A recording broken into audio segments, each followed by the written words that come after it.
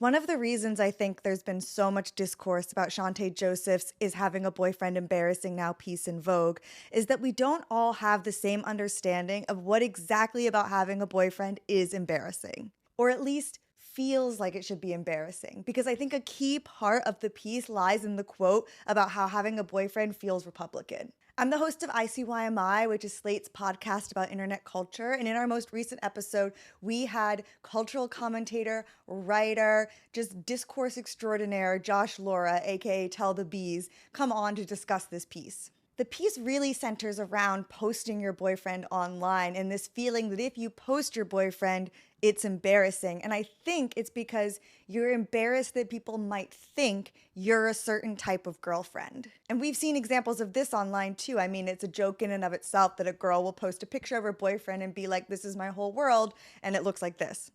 And before, that was just kind of like something you would joke about privately. But now, as the culture is kind of going through this conservative shift, it feels almost complicit. Not because, having a boyfriend and loving him is conservative. It's more about how women will often publicly post and exalt their boyfriends for either doing the bare minimum or being like actively bad. And at a certain point, that is embarrassing. Because it's not news that men often don't pull their weight in relationships or can kind of take on this persona in one where, like, your girlfriend's this ball and chain and you're just being dragged around. And yes, it's his fault for doing that and he should want to be better. But it's also your fault as a girlfriend if you're not only excusing it, but posting it online like it's cute.